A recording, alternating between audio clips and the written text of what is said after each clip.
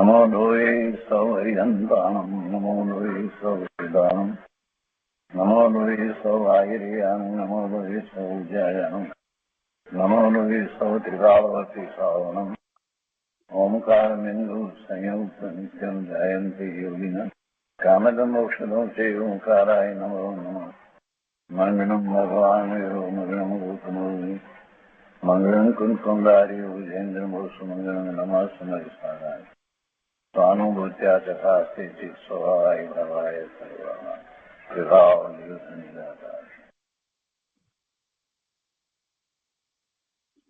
स्वामी कार्तिकेय अनुप्रेक्षा શુભચંદ્રાચાર્ય ભગવાનની ટીકા અને પંડિત જયચંદ્રજી છાબડાના ભાવાર્થ ટીકા સહિત આપણે સ્વામી કાર્તિકેય અનુપ્રેક્ષાનું સ્વાધ્યાય કરી રહ્યા છીએ અને પૂજ્ય ગુરુદેવ ગાંધી સ્વામી એમાંથી આપણને ઘણું અધ્યાત્મ અને પરમાર્થ સમજાવી રહ્યા છે.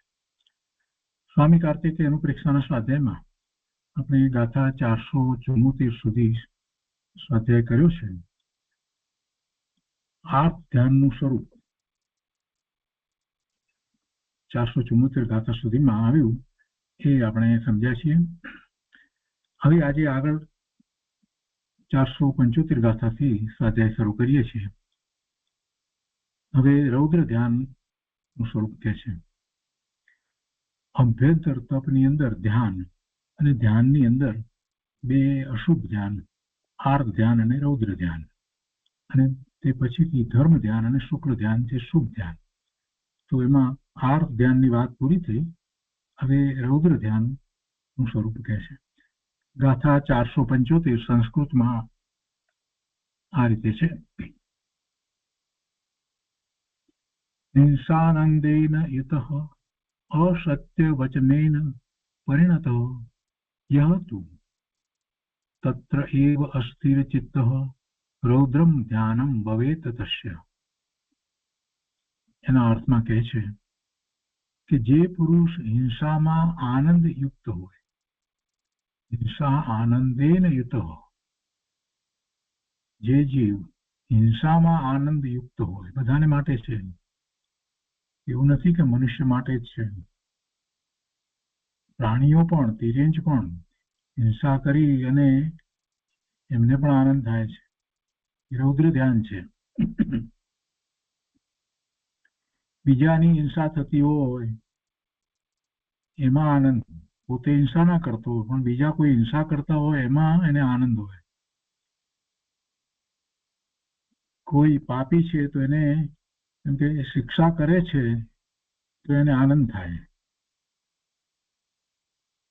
આ પણ રૌદ્ર ધ્યાનનું સ્વરૂપ છે. આપણે નાટક, સિનેમા વગેરે જોતા હોઈએ અને એની અંદર એક પાત્રને એવું બતાવવામાં આવે, પાપી બતાવવામાં આવે અને પછી એને બીજા શિક્ષા કરે અને એમાં આપણને આનંદ થાય, તો એ પણ રૌદ્ર ધ્યાન છે. હિંસામાં આનંદ એટલે હિંસા થતી હોય, બીજા કરતા હોય, હિંસાની અનુમોદના, આ બધામાં આનંદ. જાણે કે આપણે બધો ન્યાય કરવા બેઠા છીએ પણ આપણું શું થાય છે વિચાર જ ન હોય. આ હિંસામાં આનંદ અનેક પ્રકારે હોય. સમજ્યા વિના આપણે સાથે અનર્થદંડ પણ ભેગો આવી જાય. બીજાને એમ કે ન્યાય આપવા માટે થઈને કોઈની શિક્ષા થઈ, એમાં આપણે એમ કે પેલાને ન્યાય મળ્યો. એમાં શું ન્યાય? કોનો ન્યાય કરે ભગવાન? કોઈનો ન્યાય કરી શકતું જ નથી. જગતનું સ્વરૂપ ખૂબ વ્યવસ્થિત છે. 6 દ્રવ્યનું પરિણમન વ્યવસ્થિત થઈ રહ્યું છે. જગતમાં અવ્યવસ્થા નથી. અવ્યવસ્થા હોય તો જગત ટકે નહીં. 6 દ્રવ્ય તરીકે જ રહ્યા છે. એ જ બતાવે છે કે બધું વ્યવસ્થિત છે. કોઈએ ક્યાંય ન્યાય કરવાનો વિકલ્પ કરવાની જરૂર જ નથી. માત્ર પોતાના સ્વરૂપનો વિચાર કરવાનો છે. અહીંયા કહે છે કે જે પુરુષ હિંસામાં આનંદયુક્ત હોય, બીજું અસત્ય વચન રૂપ પરિણમતો રહે, અસત્ય વચન રૂપ પરિણમતો રહે, એ પણ રૌદ્ર ધ્યાન છે. અને ત્યાં જ વિક્ષિપ્ત ચિત્ત રહે, એમાં જ રોકાયેલો રહે, એનું ચિત્ત એમાં ને એમાં જ રચ્યું પચ્યું રહે, તેને રૌદ્ર ધ્યાન હોય છે. બે રીતે વાત લીધી, એક હિંસામાં આનંદયુક્ત અને બીજું અસત્ય વચન રૂપ પરિણમતો રહે, એમાં જ રોકાયેલો રહે, તો એમાં પણ રૌદ્ર ધ્યાન છે. ભાવાર્થમાં પંડિતજી સમજાવે છે કે જીવઘાત કરવો તે હિંસા છે. એ કરીને જે અતિ હર્ષ માને, શિકાર આદિમાં અતિ આનંદથી પ્રવર્તે, શિકાર કરવા જાય અને એમાં શિકાર કરે અને કંઈક પ્રાણીને મારે, એમાં એને આનંદ થાય, એમાં એને અભિમાન થાય, એ બીજાઓને એની વાત કરે અને એ પછી જે પ્રાણીને માર્યું હોય એને પાછો લઈ આવે અને એની અંદર મસાલા ભરી તૈયાર કરી અને એના ડ્રોઈંગ રૂમમાં એ ઉપર લટકાવે એના માથાને. આવું પહેલા બહુ બનતું હતું. રજવાડાઓમાં આવું ઘણું બનતું હતું અને એની તો ઘણી પ્રશંસા થાય. અરે એવા પણ પાછા ફોટા વગેરે જોવા મળતા એ વખતે કે જેણે આવી રીતે કોઈનો શિકાર કર્યો હોય તો પછી એ શિકાર જેનો કર્યો હોય એ પ્રાણી પર પગ મૂકી અને હાથમાં ગન હોય અને ફોટો પડાવે અને એ ફોટાને પછી પાછો બહુ ઉત્સાહિત થઈને બધાને બતાવે કે જો આ શિકાર કર્યો, આ જંગલમાં ગયા, એની વાત કરે. આપણને એમ થાય કરીએ પ્રભુ, આ તે સંઘની પચેન્દ્રિયોની હિંસા કરીને એનો આનંદ, અને પછી હજી એમાં ને એમાં જ તું કેટલો સમય વિતાવે છે, તારી ગતિ તો નરકની થઈ. એ વિચાર કર ને પ્રભુ. એવા લોકો કે બીજી રીતે પેલા રજવાડા હતા, પૈસે ટકે ઘસાતા જાય છે. હવે એટલી કઈ માલ મિલકત રહી નથી સ્વાતંત્ર્ય આવ્યું ત્યાર પછીથી, તોય હજી શિકારનો શોખ મૂકતા નહીં. એક વખત શિકાર કરવા જાય તો એ વખતે પણ 1960 આસપાસના વખતની અંદર જ્યારે રૂપિયાની કિંમત કેટલી બધી હતી, તે વખતે શિકાર માટે 25,000-30,000 રૂપિયાનો ખર્ચો કરે, 8-15 દિવસ માટે જાય અને પછી પાછા આવે, એકાદું પ્રાણી મારીને આવ્યા હોય.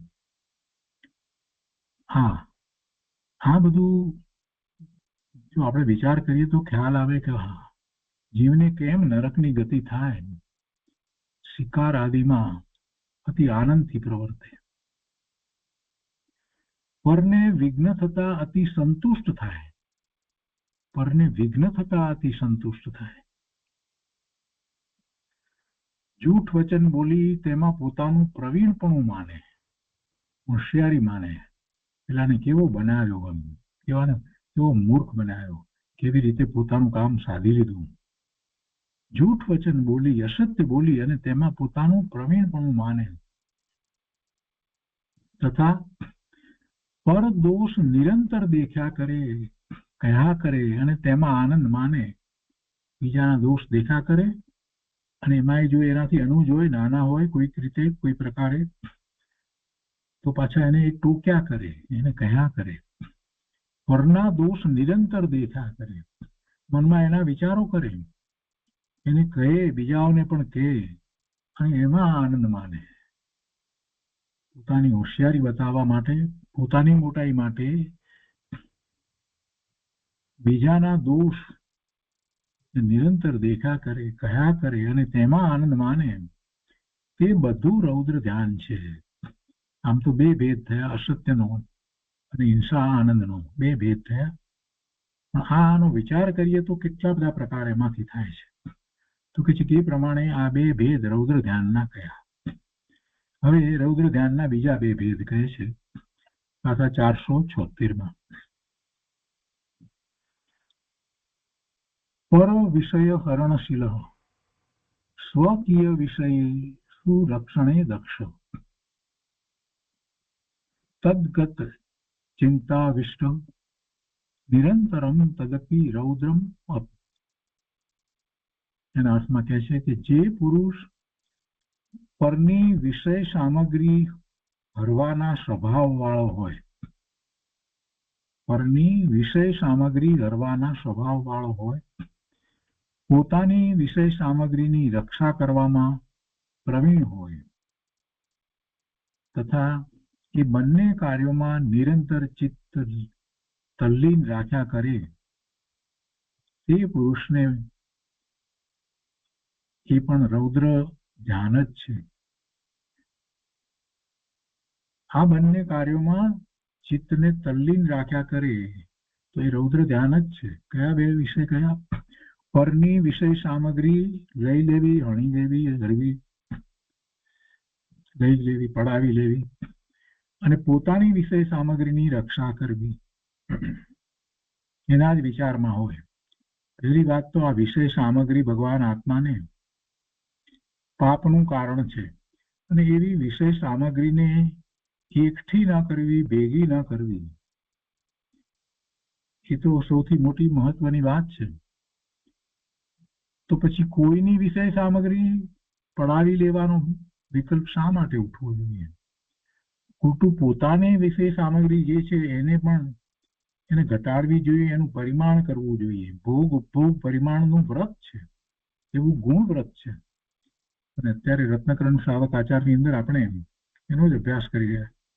ભોગ ઉપભોગ પરિમાણ, આ વિષય સામગ્રી બધી જે છે ભોગ ઉપભોગના કારણ રૂપ છે, એની વળી રક્ષા કેવી? અને આમે જીવ ક્યાં એની રક્ષા કરી શકે છે?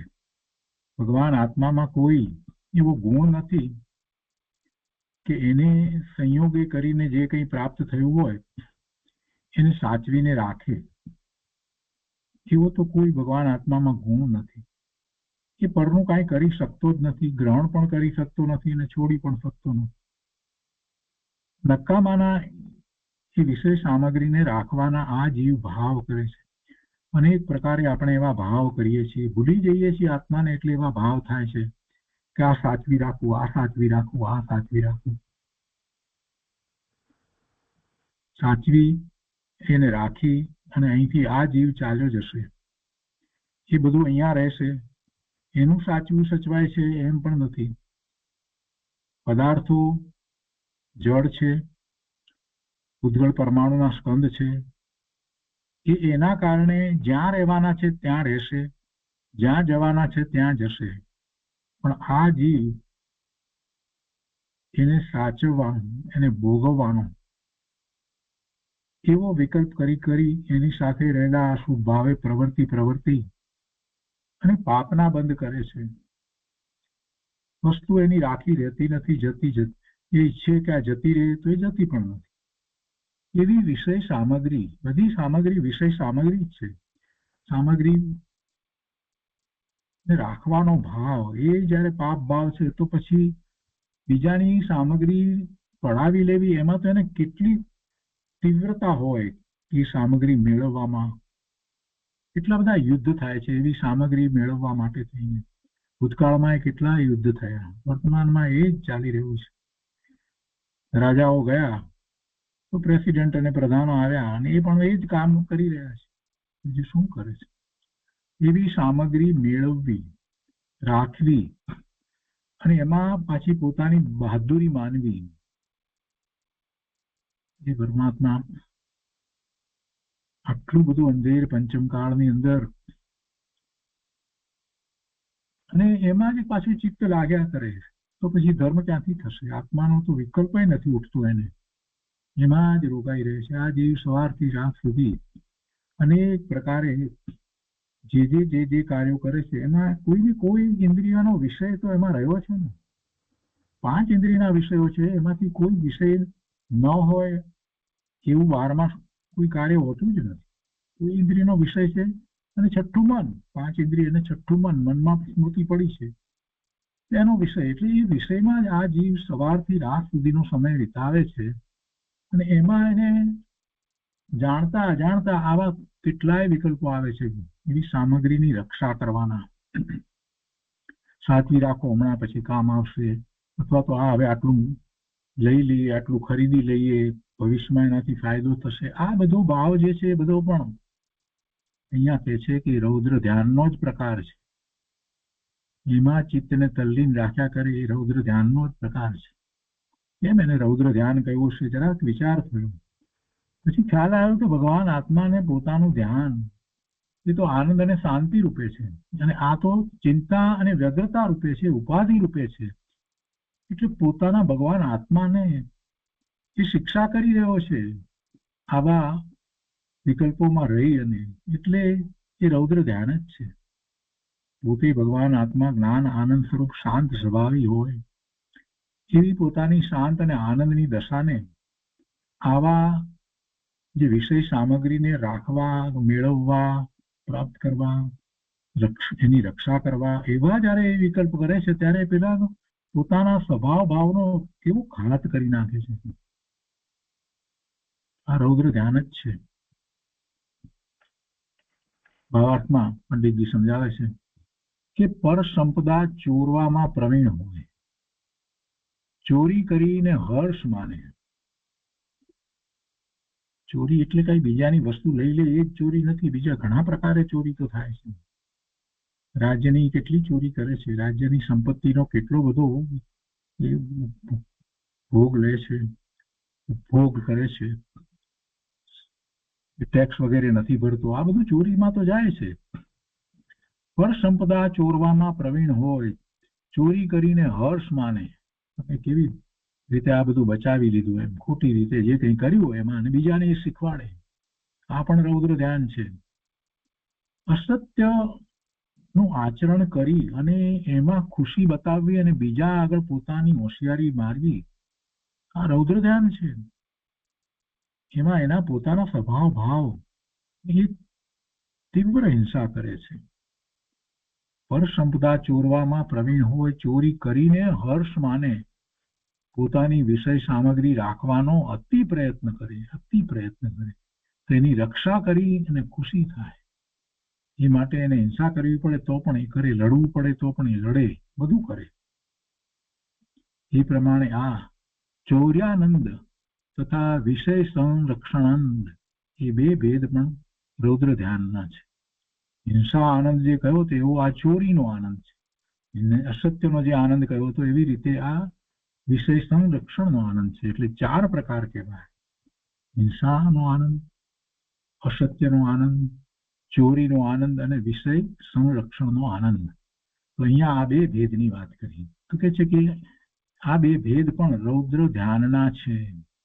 આ ચારેય ભેદરૂપ રૌદ્ર ધ્યાન અતિ તીવ્ર કષાયના યોગથી થાય છે. જો મૂળ વાત તો આ છે,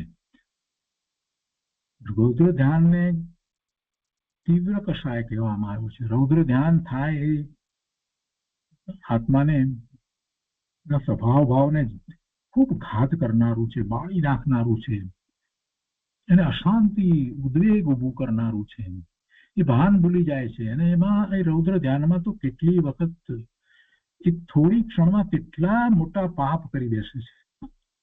એટલો બધો ક્રોધ વગેરે આવ્યો, ગુસ્સો આવ્યો હોય, પોતાની વસ્તુ કોઈ લઈ જતું હોય ને એની જોડે મારામારી કરતો હોય ને, એટલું બધું એમાં તો કેટલાય ભાવ કરી નાખે, કેટલાય લોકોને મારવાના વગેરે એના ભાવે કરી નાખે. છે કે આ રૌદ્ર ધ્યાન, આ ચારે ભેદરૂપ રૌદ્ર ધ્યાન અતિ તીવ્ર કષાયના યોગથી થાય છે. મહાપાપ રૂપ છે, મહાપાપ રૂપ છે તથા મહાપાપ બંધના કારણ રૂપ છે. ધર્માત્મા પુરુષ એવા ધ્યાનને દૂરથી જ છોડે છે, દૂરથી જ છોડે છે. રૌદ્ર ધ્યાન મુનિને હોતું નથી, મુનિને રૌદ્ર ધ્યાન હોતું નથી. જેટલા કોઈ જગતને ઉપદ્રવના કારણો છે તેટલા રૌદ્ર ધ્યાન યુક્ત પુરુષથી બને છે. કેટલી એક લીટીની અંદર બધી વાત કરી દીધી, કેટલી સરસ રીતે વાત કરી. જેટલા કોઈ જગતને ઉપદ્રવના કારણો છે તેટલા રૌદ્ર ધ્યાન યુક્ત પુરુષથી બને છે. એમાં રૌદ્ર ધ્યાન જ છે. નરકમાં જવાનું કારણ રૌદ્ર ધ્યાન છે. જે પાપ કરી ઉલટો હર્ષ માને, સુખ માને, તેને ધર્મ ઉપદેશ પણ લાગતો નથી. એને તો તમે ધર્મ ન સમજાવી શકો, ભગવાન પણ એને ધર્મ સમજાવી શકતા નથી, તો બીજાની તો ક્યાં વાત રહી. તે તો અચેત જડ જેવો અતિ પ્રમાદી બની પાપમાં જ મસ્ત રહે છે. તો એ રૌદ્ર ધ્યાનની વાત કરી. તો આપણે આ બે ગાથાઓ ઉપર 475 અને 476 એ બે ગાથા ઉપર પૂજ્ય ગુરુદેવે જે વિસ્તાર કર્યો છે તે આપણે જોઈએ. ગાથા 475 ઉપર ગુરુદેવે જે વિસ્તાર કર્યો છે તે સ્વામી કાર્તિકે અનુપ્રેક્ષા પ્રવચન પુસ્તક ભાગ બીજો પાના નંબર 358. પહેલા બે ભેદની વાત કરે છે ગુરુદેવ. અહીંયા અર્થમાં કહે છે કે જે પુરુષ હિંસામાં આનંદયુક્ત હોય, અસત્ય વચનરૂપ પરિણમતો રહે, ત્યાં જ વિક્ષિપ્ત રહે, તેને રૌદ્ર ધ્યાન હોય છે. એકેન્દ્રિયથી માંડીને પંચેન્દ્રિય સુધીના જીવોને મારવાના ભાવ કરી અને ખુશી ખુશી થાય છે. ગુરુદેવે બહુ સરસ મહત્વની એક વાત મૂકી દીધી.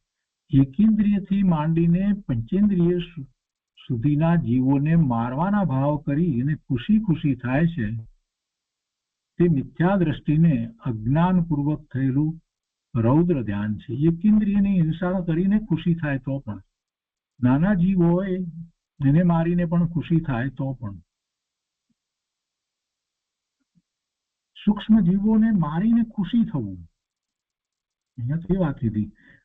સંઘની પચેન્દ્રિયની વાત નથી લીધી, બધા જ પ્રકારની વાત લીધી છે. 6 કાયના જીવો, કોઈ પણ જીવને મારવો અને પાછા ખુશી થવું. બધી સફાઈ થઈ ગઈ. એમ બધી સફાઈ થઈ ગઈ. આપણે જાણે અજાણે આવી સફાઈ કરીએ છીએ. એમ કે અહીંયા હવે જીવોની ઉત્પત્તિ બધી થતી હતી, હવે આમ કે દવા છાંટી દીધી એટલે હવે પછી આપણે ખુશ થઈ કે હવે જો હવે જીવાત નથી થતી. છાંટીને એટલે બધી જીવાતો મરી ગઈ. આવું તો કેટલાય લોકો કરે છે, એને ભાન નથી કે શું કરી રહ્યા છે. એ રૌદ્ર ધ્યાન છે. હિંસા કરી અને ખુશ થવું, હિંસા ગમે તેની હોય, એ જીવ છે અને એને મારવાનો ભાવ, એને 1 ઇન્દ્રિય હોય, 2 ઇન્દ્રિય હોય, 4 ઇન્દ્રિય હોય, એ બધી વાત જવા દો. એ બધું એના પુણ્ય અને પાપના કારણે એની એવી ગતિ થઈ છે. પણ ત્યાં રહેલો જીવ છે, એ જીવ કાલે સવારે પચેન્દ્રિય સંગની થશે. કોને ખબર એ જીવ ચક્રવર્તી થશે. જીવ તો જીવ જ છે ને. વર્તમાન પર્યાયમાં એ ગમે તેમાં હોય, ગતિ એની અત્યારે વર્તમાનમાં એ ગતિ છે. કાંઈક એવો પાપનો ઉદય હોય તો વચ્ચે એવી ગતિ પણ થાય. જેને ઘણી મુમુક્ષુતા હોય, એને પણ પૂર્વે જે સામાન્ય કંઈક ભાવ કર્યા હોય પાપના, એને કારણે એવું આયુષ બંધાયું હોય, તો થોડાક વખત માટે પણ વચ્ચે એવી ગતિ થાય કે જેમાં 12-15 દિવસ કે મહિનો 2 મહિનાની પણ એવી ગતિ, એવી તિર્યંતની ગતિ થાય અને પછી પાછું મનુષ્ય થાય. એ વિચાર આપણે નથી કરતા. જેટલા જીવો, આ જે નાના જીવો આપણે જેને કહીએ છીએ, એ બધા ભગવાન આત્મા છે. એમાં રહેલો જીવ હવે પછીની ગતિમાં મનુષ્ય થવાનો હોય એવું બને. એટલે આપણે તો વિચાર કરતા નથી. વચ્ચે એકાદો ભાવ કરી અને જીવ આ મનુષ્ય ભાવમાંથી ફરી મનુષ્ય ભાવમાં જતો હોય છે. એવું તો આપણે ઘણી વાર સાંભળીએ છીએ. તો વચ્ચે એવું નાનો ભાવ કરતો હોય ત્યારે એ એમાં રહ્યો હોય ને, 2 ઇન્દ્રિય 3 ઇન્દ્રિય થયો, કાંઈ પણ થયો હોય, ત્રસ્ત થયો હોય, તો જીવ જ છે ને. ગુરુદેવે બહુ સરસ વાત અહીંયા મૂકી દીધી કે એકેન્દ્રિયથી માંડીને પંચેન્દ્રિય સુધીના જીવોને મારવાના ભાવ કરી અને ખુશી ખુશી થાય છે, તે મિથ્યા દ્રષ્ટિને અજ્ઞાનપૂર્વક થયેલું રૌદ્ર ધ્યાન છે. એને જ્ઞાન નથી. મિથ્યા દ્રષ્ટિ છે એટલે અજ્ઞાની તો છે જ. અને જ્ઞાનીને ચારિત્રના દોષના કારણે થાય છે, તેને પણ રૌદ્ર ધ્યાન હોય છે. પણ એને જે રૌદ્ર ધ્યાન જે થાય છે, એટલે કે સમ્યક દ્રષ્ટિને 4થા ગુણસ્થાને 5મા ગુણસ્થાને જે રૌદ્ર ધ્યાન જે થાય છે, એ રૌદ્ર ધ્યાનમાં અને આ અજ્ઞાની મિથ્યા દ્રષ્ટિના રૌદ્ર ધ્યાનમાં ઘણો ફેર છે. એને એ ચારિત્રના દોષને કારણે થાય છે. એવા સંયોગો આવ્યા છે માટે થાય છે એમ એને નથી હોતું. અને એમાં એ પોતાનો દોષ સમજે છે અને એને માટે પ્રાયશ્ચિત પણ કરે છે. એ કઈ ખુશી થાય છે એમ નથી થતું. કોઈક એવો વિકલ્પ આવી ગયો, કંઈક જરાક ભાવ આવ્યો ને તરત જ એ પોતે પાછો ફરી જાય છે કે આ ભાવ મને ન હોય, હું તો ભગવાન આત્મા જ્ઞાન આનંદ સ્વરૂપ છું, અને પ્રાયશ્ચિત કરે છે. પ્રતિક્રમણ તો એટલા માટે તો છે આગળ અહીંયા કહે છે ભાવાર્થમાં કે જીવ ઘાત કરવો તે હિંસા છે, એ કરીને જે અતિહર્ષ માને ખુશ થઈ જાય, શિકાર આદિમાં અતિ આનંદથી પ્રવર્તે, ભલે ને શિકાર કરી ન શકે, મારવા ગયો અઠવાડિયું રહીને પાછો આવે કાંઈ પણ માર્યા વગર, છતાં પણ એમાં એને આનંદ, પરને વિઘ્ન થતા અતિ સંતુષ્ટ થાય, જૂઠ વચન બોલી તેમાં પોતાનું પ્રવીણપણું માને, તથા પરદોષ નિરંતર દેખ્યા કરે. આ મહત્વની વાત છે. પરદોષ નિરંતર દેખ્યા કરે, કયા કરે અને તેમાં આનંદ માને, તે બધું રૌદ્ર ધ્યાન છે. બીજાની મસ્કરી, ઠઠ્ઠા મસ્કરી કરવી, બીજાના દોષ વગેરે કંઈક એની કોઈક પ્રકારે અલ્પતા જોઈ અને પછી એને માટે નિંદા કરવી અને આનંદ માનવો, આ બધું જે છે ને મસ્કરી ને એની અંદર ક્યારેક એવું થઈ જતું હોય છે, ખબર નથી હોતી આપણને, એ પણ રૌદ્ર ધ્યાનનું જ સ્વરૂપ છે. તો એ પ્રમાણે આ બે ભેદ રૌદ્ર ધ્યાનના કયા. અને એમાં આગલા એના પછીના દિવસે ગુરુદેવ કહે છે કે આ અધિકાર ધ્યાનનો છે. સંસાર અને મોક્ષ બંને ધ્યાનથી થાય છે. સંસારનું કારણ પણ ધ્યાન છે. કયું ધ્યાન છે? સંસારનું કારણ જે છે તો બધું કુધ્યાન છે. વિકારની અને પરની એકાગ્રતાથી સંસાર છે, અને આત્મા ચિદાનંદ છે. એવી શ્રદ્ધા, જ્ઞાન અને રમણતા રૂપી એકાગ્રતાથી મોક્ષ થાય છે. ચિદાનંદની એકાગ્રતા તે મોક્ષ માર્ગ છે, અને એનું ફળ તે મોક્ષ છે. જ્ઞાન આનંદ સ્વરૂપ પોતે ભગવાન આત્મા, એની એકાગ્રતા તે મોક્ષ માર્ગ છે, અને એનું ફળ તે મોક્ષ છે. સંસારનું ધ્યાન પરલક્ષી છે, અને મોક્ષનું ધ્યાન સ્વલક્ષી છે. મોક્ષ સ્વલક્ષ્ય થાય. સંસાર કેવી રીતે વધે છે? પરલક્ષે. પરનું લક્ષ કરતા શુભાશુભ ભાવ થતા જીવને સંસારમાં ભ્રમણ થાય છે. સ્વનું લક્ષ કરતા જીવ મોક્ષ માર્ગ તરફ વળે છે. હિંસા આદિમાં આનંદ માનવો તે રૌદ્ર ધ્યાન છે, અને આત્માને ચૂકી અને ઇષ્ટ વિયોગ તથા અનિષ્ટ સંયોગમાં પરલક્ષી ચિંતન થાય તે આર્ત ધ્યાન છે. રૌદ્ર ધ્યાનના બે ભેદની વાત થઈ છે, હવે બીજા બે ભેદની વાત કરે છે. તો એના પછીની ગાથા 476 ગાથા ને સમજાવતા ગુરુદેવ અહીંયા કહે છે કે જે પુરુષ પરની વિષય સામગ્રી હરવાના સ્વભાવ વાળો હોય, પોતાની વિષય સામગ્રીની રક્ષા કરવામાં પ્રવીણ હોય, તથા એ બંને કાર્યોમાં નિરંતર તલ્લીન ચિત્ત રાખ્યા કરે, તે પુરુષને આ પણ રૌદ્ર ધ્યાન જ છે. ગુરુદેવ વિશેષ સમજાવતા કહે છે કે આત્મા પરની સામગ્રીને હરી શકતો નથી. ભગવાન આત્મા કોઈ સામગ્રીને સ્પર્શતો નથી, એટલે એને હરવી એવી કોઈ વાત નથી. એ નિશ્ચયથી તો એમ જ છે, પણ એનો ભાવ કરે છે. આત્મા પરની સામગ્રીને હરી શકતો નથી અને પોતાની સામગ્રીને રાખી શકતો નથી. એમાંથી એક પણ કાર્ય કરતો નથી, પણ કરવાનો ભાવ કરે છે. ચોર હોય એ કઈ રોજ ચોરી કરી શકે એમ બનતું નથી, પણ ચોરીનું પ્લાનિંગ કરે છે ને ચોરી માટે.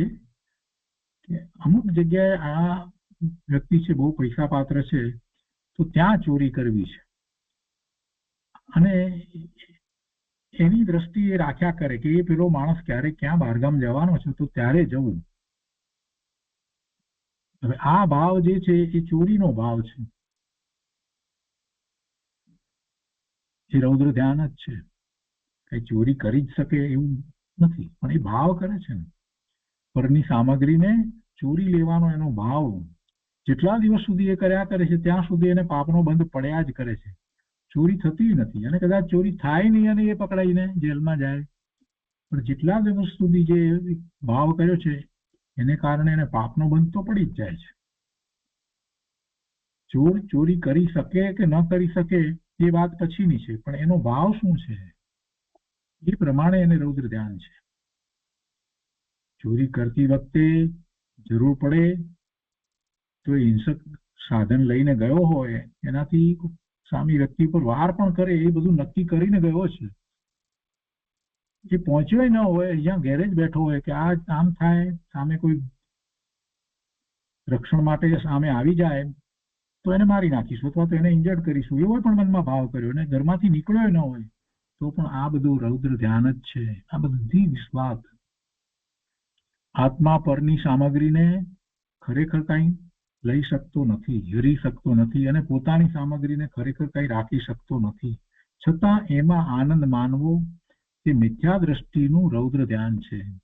અહીં બે વાત કરી છે, એક ચોરી કરવાના ભાવ અને રક્ષા કરવાના ભાવ. કોની રક્ષા કરવી? સામગ્રીની રક્ષા કરવાના ભાવ. પોતાના ભગવાન આત્માને વિભાવ ભાવે ન થવા દેવાની રક્ષા કરવાનો એને વિકલ્પ કેમ નથી આવતો? અરે હું ભગવાન આત્મા, આ મારા ભાવ જે છે એની મારા સ્વરૂપના લક્ષ્ય થતા ભાવ, શુદ્ધ ભાવ રહેવા જોઈએ, એની તો હું રક્ષા કરતો નથી. એનું તો ક્ષણે ક્ષણે એનું તો ભાવ મરણ થઈ રહ્યું છે. એની રક્ષા કરવાનો મને કેમ વિકલ્પ ઉઠતો નથી? આટલું સમજ્યા પછીથી અંતરમાં એ ભાવ આવવો જોઈએ. અહીંયા કહે છે કે એક ચોરી કરવાના ભાવ અને રક્ષા કરવાના ભાવ, આ બંને એટલે સામગ્રીની રક્ષા કરવાના ભાવ, આ બંને ભાવમાં તલ્લીન છે તે રૌદ્ર ધ્યાન છે અને એનાથી સંસારમાં રખડે છે. કોઈ ચોરી કરી શકે કે પર વસ્તુની રક્ષા કરી શકે એની વાત નથી, પણ એવો ભાવ કરે કે હું છું તો રક્ષણ થાય છે, હું છું તો રક્ષણ થાય છે. એવી લીનતામાં ચિદાનંદની લીનતા ચૂકી જાય છે. પૈસા કેમ વધે અને કેમ ન ઘટે એનું ચિંતન તે પાપ છે. દેશની સેવા કરનારો એમ માને કે દેશની રક્ષા કરીએ, સૈન્યને ત્યાં મોકલીએ અને સૈન્ય પછી બાજુમાં બીજા જે દેશ છે એનો કેટલોક ભાગ જીતી લે તો શું કહેવાય? એ રૌદ્ર ધ્યાન જ કહેવાય. એ રૌદ્ર ધ્યાન જ કહેવાય. એ ચિંતન પણ પાપનું ચિંતન છે અને છતાં એ માને કે મેં સારું કામ કર્યું, તે રૌદ્ર ધ્યાન છે. આપણે પણ એવું રક્ષા થઈ, દેશની રક્ષા કરી, આ યુદ્ધમાં જીતી ગયા, આ બધું શું છે? આ રૌદ્ર ધ્યાન જ છે. ન્યૂઝ સાંભળીએ છીએ અને રૌદ્ર ધ્યાન કરીએ છીએ. અનસદંડ છે અને એમાં આ રૌદ્ર ધ્યાન રૂપ અનસદંડ કરીએ છીએ. ન્યૂઝ સાંભળીએ છીએ કે આ દેશમાં આ રીતે થયું, આમ થયું, આ દુશ્મન દેશ જે છે એને ચડાઈ કરી, એને આમ કર્યું, ડ્રોન નાખ્યા તો સામે આપણે આ રીતે એની પર મિસાઇલ ઠોકી. આ બધું શું છે? રૌદ્ર ધ્યાન જ છે. ઇન્ડિયા અને પાકિસ્તાનની લડાઈ, એના સમાચારો જાણવા, એમાં શું થાય છે? રૌદ્ર ધ્યાન સિવાય બીજું થાય છે શું? આપણે વિચાર કરવાનો છે. આ આચાર્ય ભગવાને જે વાત કરી છે, એક ગાઈડલાઈન આપી છે, એના ઉપરથી આપણે વર્તમાન પરિસ્થિતિની અંદર વિચાર કરીએ તો આપણને ખ્યાલ આવે કે આપણે આ બધું કારણ વગર કરી રહ્યા છીએ. અનર્થદંડ અને રૌદ્ર ધ્યાન બે સાથે થઈ રહ્યું છે. ભાવાર્થમાં અહીંયા કહે છે કે પર સંપદા ચોરવામાં પ્રવીણ હોય અને એમાં હર્ષ માને, પોતાની વિષય સામગ્રી રાખવાનો અતિ પ્રયત્ન કરે, તેની રક્ષા કરી અને ખુશી થાય, વિષય સામગ્રીની રક્ષા કરી અને ખુશી થાય. આ બંને ભેદ રૌદ્ર ધ્યાનના છે. એટલે એમ ચાર ભેદ થયા. ચાર ભેદ રૂપ રૌદ્ર ધ્યાન તીવ્ર કષાયના કારણથી થાય છે, માટે મહાપાપ છે અને તે મહાબંધના કારણરૂપ છે, મહાપાપ બંધના કારણરૂપ છે. મહાપુરુષ એવા ધ્યાનને દૂરથી જ છોડે છે. જેટલા કોઈ જગતના ઉપદ્રવના કારણો છે તેટલા રૌદ્ર ધ્યાન યુક્ત પુરુષથી બને છે. જે પાપ કરી ઉલટો હર્ષ માને, સુખ માને, તેને ધર્મ ઉપદેશ પણ લાગતો નથી. તે તો અચેત જેવો અતિ પ્રમાદી બની પાપમાં જ મસ્ત રહે છે.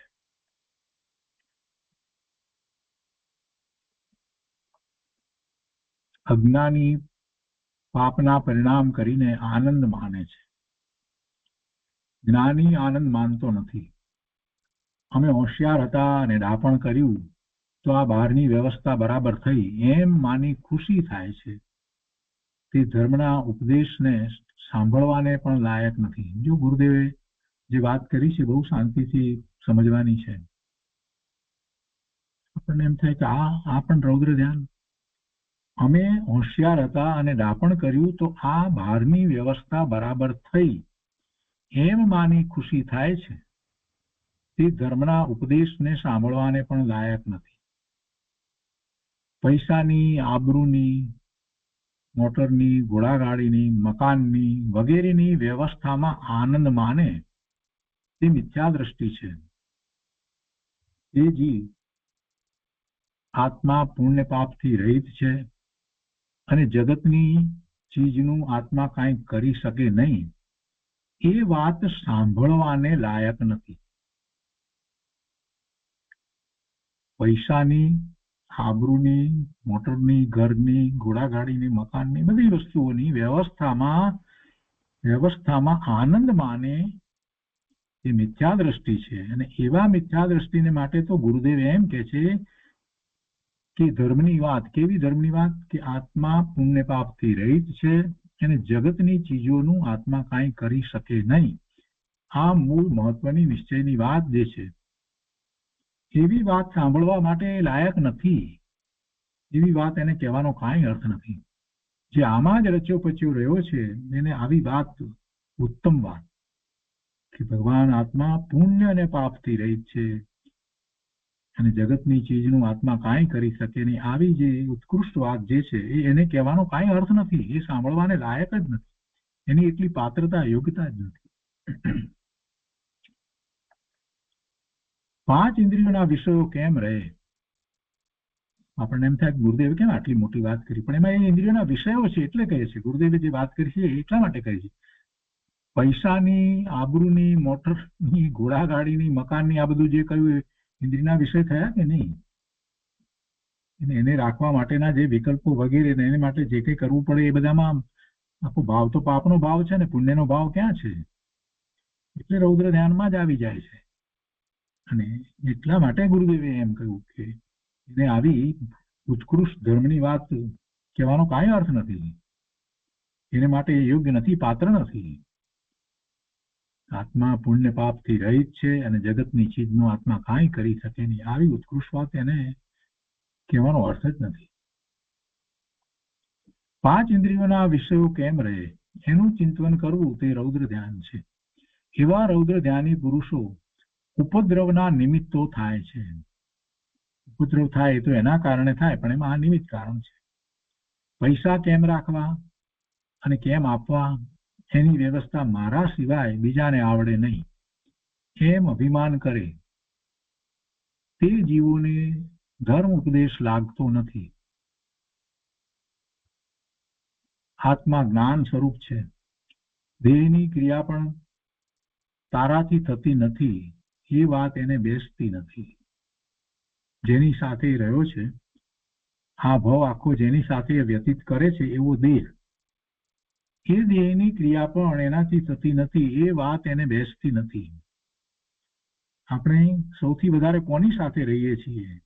આ ભાવમાં આવ્યા, આ ગતિમાં આવ્યા, મનુષ્યની ગતિને આ ભાવ થયો એમાં સૌથી વધારે આપણે કોની સાથે રહીએ છીએ? જન્મથી મૃત્યુ સુધી આ દેહની સાથે જ રહીએ છીએ. આ પૂતગળનો સ્કંદ એની સાથે રહીએ છીએ. બીજા સ્વજનો આ તે બધાની વાત જવા દો. સૌથી વધુ આપણે કોની સાથે રહીએ છીએ? આ દેહની સાથે રહીએ છીએ. કાર્યણ શરીરમાં કર્મ જે છે એ બદલાય છે. આ દેહ રહે છે. દેહના પરમાણુઓ એમાં ફેરફારો થયા કરે, નવા પરમાણુ આવે જાય, પણ દેહ એનો એ દેહ રહે છે. જેને એક નામ આપીને આપણે એને પોતાનું સ્વરૂપ માનીએ છીએ. દેહ, એ દેહની સાથે આપણે રહીએ છીએ. અને એ દેહની ક્રિયા, એ દેહમાં ફેરફાર, એ દેહને સારો રાખવું એમાંનું કાંઈ આપણે કરી શકતા નથી. દેહની ક્રિયા પણ ભગવાન કહે છે કે તારાથી થતી નથી અને એ વાત તને કેમ બેસતી નથી? એ દેહને તું છોડીને નીકળી જવાનો છે. અનંતકાળમાં અનંત દેહ તે ગ્રહણ કર્યા છે. ગુરુદેવ કહે છે કે મૂર્ખાઓ મૂર્ખાઈ કરીને મૂર્ખાઈમાં આનંદ માને છે. તે અચેતન જળ જેવો થઈ ગયો હોવાથી એને ધર્મની વાત બેસતી નથી. મૂળ જેવો થઈને પરમાં મસ્ત થઈ ગયો છે. પરમાં એકાગ્ર થઈ ને પરનું રક્ષણ કરવાની જ જેને બુદ્ધિ છે. આ કરવું તે કરવું બધું પરનું ને. સ્વાધ્યાય પૂરો થાય પછી આપણે જે વિચાર કરીએ એમાં કોઈ સ્વનો વિચાર હોય છે? સ્વાધ્યાય પછીથી આપણે શાંત ચિત્તથી 10-15 મિનિટ સુધી પણ બેસી રહીએ એવું બને છે? નથી બનતું. બહુ ઓછાને બને છે. સ્વાધ્યાયની વાતને ફરી પાછી આપણે મનમાં લાવીએ, એનો વિચાર કરીએ અને એમાંથી ધ્યાનમાં ચાલ્યા જઈએ એવું બને છે? નથી બનતું. સ્વાધ્યાય પૂરો થયો નથી કે શેના વિચાર કરીએ છીએ? પરમાં એકાગ્ર થઈ અને પરનું રક્ષણ કરવાની જ જેને બુદ્ધિ છે. પરમાં મસ્ત થઈ ગયો છે. મૂંઢ જેવો થઈને પરમાં મસ્ત થઈ ગયો છે. એને આ બધી વાત બેસતી નથી, એમ ગુરુદેવ કહે છે. તે આર્ત ધ્યાન અને રૌદ્ર ધ્યાન કરી અને હોશિયારી માને છે. તે મિથ્યા દ્રષ્ટિ અને પાપી છે. અહીં જ્ઞાનીને નબળાઈના કારણે આર્ત ધ્યાન અને રૌદ્ર ધ્યાન થાય છે એની વાત લીધી નથી. જ્ઞાનીનો દોર હાથમાં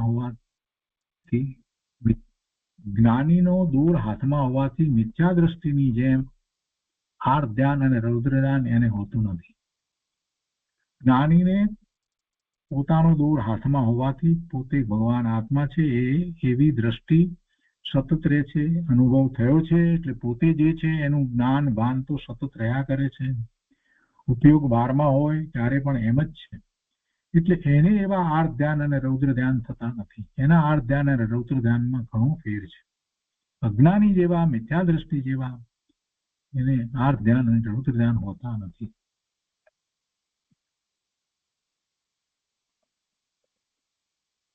એ રીતે 476મી ગાથા અહીંયા પૂરી થાય છે. આર્ત અને રૌદ્ર ધ્યાનની વાત પૂરી થઈ. હવે ધર્મ ધ્યાનની વાત છે. આર્ત અને રૌદ્ર ધ્યાન, આર્ત ધ્યાન અને રૌદ્ર ધ્યાન તો અશુભ ધ્યાન છે. એ તો પાપના જ કારણ છે. એનાથી તો બચવાનું છે. એનો અભ્યાસ તો આપણે એટલા માટે કરીએ છીએ કે એનાથી બચવું. આપણને ખ્યાલ નથી કે ક્યાં ક્યાં કેવી રીતે આપણે આર્ત ધ્યાન અને રૌદ્ર ધ્યાન કરીએ છીએ. એટલા માટે એનું સ્વરૂપ સમજાવ્યું છે. હવે આપણે જે કરવાનું છે તે ધર્મ ધ્યાન, શુક્લ ધ્યાન. આ કાળે, પંચમ કાળે અહીંયા ભરત ક્ષેત્રના વિશે નથી થતું, પણ શુક્લ ધ્યાનનું સ્વરૂપ જાણવાનું છે. શુક્લ ધ્યાનનું સ્વરૂપ તો એટલા માટે જાણવાનું છે કે શુક્લ ધ્યાન ચોથા આરામાં ભગવાનને હતું અને એ કેવું હતું એનું સ્વરૂપ જાણીએ તો આપણને ખ્યાલ આવે કે ખરેખર આત્મા ક્યાં સુધી પહોંચે છે, આત્માનું સામર્થ્ય કેટલું છે એનો ખ્યાલ આવે. એટલે એની વાત તો પછી કહેશે, પણ અત્યારે વર્તમાનમાં આપણે જે કરી શકીએ છીએ એની વાત ધર્મ ધ્યાનની વાત છે. ધર્મ ધ્યાન અને ધર્મ ધ્યાન દ્વારા 4થા થી 7મા ગુણસ્થાન સુધી પહોંચાય છે એવા ધર્મ ધ્યાનની વાત છે. અને એની આરાધના આપણે ઘણા વખતથી કરી રહ્યા છીએ. કેવી રીતે એ કરવું એનો વિચાર કરીએ છીએ, અનેક પ્રકારે વિચાર કરીએ છીએ. અહીંયા ધર્મ ધ્યાનની ગાથા છે 477. द्वे अपि अशुभे जाने पाप निदाने च दुख संताने ज्ञात्वा दूरे वर्जत धर्मे पुनः आदरम कुरुत. એના અર્થમાં કહે છે કે હે ભવ્ય પ્રાણી, આ બંને આર્ત રૌદ્ર ધ્યાન અશુભ છે. એનો પાપના નિધાન રૂપ અને દુઃખના સંતાન રૂપ જાણી દૂરથી જ ત્યાગ કરો અને ધર્મ ધ્યાનમાં આદરો. ધર્મ ધ્યાન આદરો. ધર્મ ધ્યાનમાં ધર્મ ધ્યાનમાં આદર કરો. ધર્મ ધ્યાનમાં આદર કરો.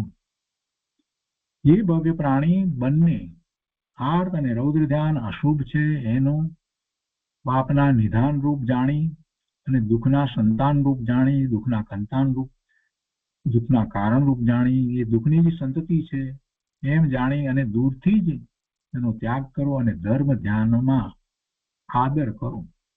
ભાવાર્થમાં કહે છે કે આર્ત રૌદ્ર બંને ધ્યાન અશુભ છે, પાપથી ભરેલા છે. પાપથી ભરેલા છે અને એમાં દુઃખની જ પરંપરા ચાલ્યા કરે છે.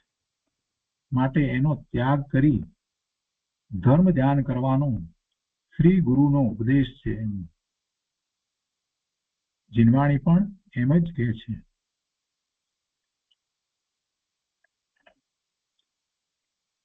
તો આપણે 477મી ગાથા ઉપર પૂજ્ય ગુરુદેવે જે વિસ્તાર કર્યો છે તે આપણે લઈ લઈએ. પહેલા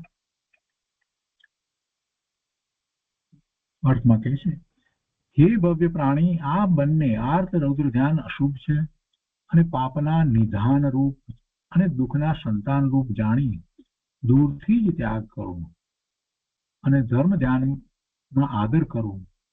હિંસા આદિના પાપ કરીને એમાં આનંદ માને તો તે મિથ્યાત્વ રૂપી પાપની ખાણ છે અને ચિદાનંદ આત્મા આનંદની ખાણ છે. પોતે ભગવાન આત્મા જ્ઞાન આનંદ સ્વરૂપ છે, તે આનંદની ખાણ છે. તેને ભૂલ્યો એટલે આર્ત ધ્યાન અને રૌદ્ર ધ્યાન થાય છે. તે પાપનું નિદાન છે, પાપનું કારણ છે. આનંદનું ધ્યાન સમ્યક દર્શન, જ્ઞાન અને ચારિત્ર છે. માટે હે ભવ્ય પ્રાણી, તું તે ધર્મ ધ્યાનનો આદર કર અને આર્ત અને રૌદ્ર ધ્યાનને છોડ. દૂરથી જ છોડ, નજીક જ આવવા ન દઈશ. ભાવાર્થમાં કહે છે, આર્ત રૌદ્ર બંને ધ્યાન અશુભ છે, પાપના ભરેલા છે અને એમાં દુઃખની જ પરંપરા ચાલ્યા કરે છે. માટે એનો ત્યાગ કરી ધર્મ ધ્યાન કરવાનો શ્રી ગુરુનો ઉપદેશ છે. જો અહીંયા પરંપરા શબ્દ મૂક્યો છે, દુઃખની જ પરંપરા ચાલ્યા કરે છે. દુઃખની જ પરંપરા ચાલે ને, કેમ કે એ પાપ બંધનું કારણ છે અને એવા પાપના બંધ થાય તો પછી ઉદય પણ એવા જ્યારે આવે ત્યારે ફરી શું થવાનું છે? એવા પાપના ઉદય આવે ત્યારે એને દુઃખ જ પડવાનું છે અને એ દુઃખ થશે અને એ વખતે પણ એ એની સાથે જોડાઈ અને આર્ત અને રૌદ્ર ધ્યાન જ કરવાનું છે. એટલે પરંપરા ચાલ્યા કરે છે. એમાંથી બહાર નીકળવું દુર્લભ છે, બહુ મુશ્કેલ છે. પૂર્વે આર્ત ધ્યાન રૌદ્ર ધ્યાન કરી અને પાપના જે બંધ કર્યા છે અને એમાં જેટલી તીવ્રતા કરી હતી એ પ્રમાણે ઉદય આવ્યા છે. હવે એ ઉદય આવ્યા છે તે વખતે આર્ત ધ્યાન ન થાય કે રૌદ્ર ધ્યાન ન થાય એ બનવું કેટલું કઠણ છે. કેમ કે એવા ઉદયો વખતે જીવ વિચલિત થઈ જાય છે. એનાથી રૌદ્ર ધ્યાન કે આર્ત ધ્યાન થઈ જાય છે. એવા સંયોગો આવે છે તો એનાથી એ થયા વિના રહેતું જ નથી. આત્માની દ્રષ્ટિ જેને થઈ છે એ પણ વિચલિત થઈ જાય. આર્ત ધ્યાન અને રૌદ્ર ધ્યાનના ફળમાં એ પણ વિચલિત થઈ જાય. સાચો ધર્મી જ્ઞાની છે એને સ્વરૂપની દ્રષ્ટિ રહે અને આર્ત ધ્યાન અને રૌદ્ર ધ્યાન જે છે એને અલ્પ પ્રમાણમાં થાય એમ બને. પણ એ સિવાય તો આર્ત ધ્યાન અને રૌદ્ર ધ્યાન જે છે એ દુઃખની જ પરંપરા છે, બીજું કાંઈ નથી. માટે એનો ત્યાગ કરી ધર્મ ધ્યાન કરવાનો શ્રી ગુરુનો ઉપદેશ છે. ગુરુદેવ કહે છે કે કોઈ કહે કે પૈસો ભેગો કરીએ પછી નિરાતે ધર્મ થાય તો એ વાત ખોટી છે. એમ કઈ ધર્મ થાય એવી વાત નથી. ધર્મ કરવા માટે પોતાને અંતરમાંથી એવી રુચિ થવી જોઈએ કે મારે હવે બસ ભવના ભ્રમણ નથી જોઈતા તો નથી જોઈતા. પાક્કો નિર્ણય નિર્ધાર હોવો જ જોઈએ. બીજે ક્યાંય રુચિ થાય જ નહીં, બહારમાં કોઈ પ્રકારે રુચિ થાય નહીં. કોઈ ગમે તે વસ્તુની વાત કરે છતાં એમાં એને રુચિ ન થાય. એકમાત્ર રુચિ પોતાના આત્માની જ રુચિ રહે, બીજી કોઈ વાતમાં રુચિ થાય નહીં. અને રુચિ ન થાય તો પછી બીજા પ્રવર્તનો બધા બંધ થઈ જાય. ગુરુદેવ કહે છે કે ધર્મ ધ્યાન કેવી રીતે થાય સાંભળ. કે સાતમી નરકમાં 33 સાગરની સ્થિતિમાં પાણી કે અન્નનો દાણો પણ મળતો નથી અને આજુબાજુના સંયોગો પણ ખૂબ દુઃખના સંયોગો છે. એટલા પ્રતિકૂળ સંયોગો છે છતાં ત્યાં જીવો ધર્મ પામે છે. ત્યાં કોઈકને સમ્યક દર્શન થઈ શકે છે. બધાને થાય છે એવી વાત નથી, કોઈને થાય છે. ત્યાં જીવ ધર્મ પામે છે. એટલે એમ નથી કે બસ પછી નિરાતે અત્યારે પેલા કમાઈ લઈએ ને પછી નિરાતે ધર્મ ધ્યાન કરીશું, એવી વાત હોતી જ નથી. ગુરુદેવને તો એ સમજાવવું છે. ધન નથી તો પછી કેવી રીતે થાય ધર્મ, એમ જો કોઈ માનતા હોય તો ગુરુદેવ કહે છે કે નિર્ધનતા દોષ નથી અને સધનતા તે ગુણ નથી. ધનવાન પણ એ કઈ ગુણ નથી ને નિર્ધનતા દોષ નથી, એ સંયોગ છે. નિર્ધનતા અને સધનતા એ સંયોગ છે. સંયોગથી ભગવાન આત્મા જુદો છે. સંયોગથી ભગવાન આત્મા જુદો છે. કોઈ લક્ષ્મીવાન હોય એની લક્ષ્મી જોઈ અને ઈર્ષા કરવી કે નિદાન કરવા, પોતે ધર્મમાં કંઈક પ્રવર્તો હોય તો નિદાન કરે તો એને ઘણું પાપ થાય છે. કેમ કે એના એ સંયોગો જે છે એ એને પૂર્વે જે શુભભાવ કર્યા, પુણ્યનો બંધ કર્યો, એના નિમિત્તે એ સંયોગો છે. એ પણ એના આત્માનું સ્વરૂપ નથી. એટલે કાંઈ એ સંયોગોને એ સાથે લઈ જવાનો નથી. સંયોગો અહીંયા ને અહીંયા જ પૂરા થવાના છે. કાં તો સંયોગનો વિયોગ થાય અને અથવા તો એ સંયોગો ત્યાં રહ્યા હોય ને પોતે એનો વિયોગ કરીને ચાલ્યો જાય. એટલે નિર્ધનતા તે દોષ નથી, સધનતા તે ગુણ નથી. હું નિર્ધન છું અને હું સધન છું એવો ભાવ તે દોષ છે. ભગવાન આત્માને સધનપણું ને નિર્ધનપણું એવું ક્યાં છે? અને એની પરંપરાની લાળમાં સંસાર છે. બુદ્ધ પુરુષો તે લાળને છોડી દે છે. બુદ્ધ પુરુષો એટલે શું? જેને શાસ્ત્ર અભ્યાસ દ્વારા, જીનવાણી દ્વારા વાતની સમજ પડી છે, એ એવી લાળને લંબાવતા નથી, છોડી દે છે. નિર્ધનતા અને સધનતા તે બધું કાંઈ એને છોડી દે છે. પોતાની જે લક્ષ્મી અંદરમાં પડી છે બસ એની જ એને દ્રષ્ટિ હોય છે. જ્ઞાન આનંદની લક્ષ્મી અંદરમાં પડી છે ને એના નિધાન પડ્યા છે ને ગુરુદેવ એનું વર્ણન વારંવાર કરે છે. એટલે એવા બુદ્ધ પુરુષો પેલી સધનતા ને નિર્ધનતા ને એ બધી લાળને લંબાવતા નથી, એને છોડી દે છે. આત્મા ચિદાનંદ છે, એની શ્રદ્ધા, જ્ઞાન અને રમણતા રૂપી ચિંતન કરે છે અને તે ધર્મ ધ્યાન છે. હવે એના પછી આગળ ધર્મ ધ્યાનનું સ્વરૂપની ગાથા છે, ગાથા 478.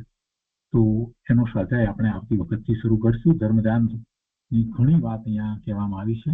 તો આજનો સ્વાધ્યાય આપણે ગાથા 477 સુધી રાખીશું.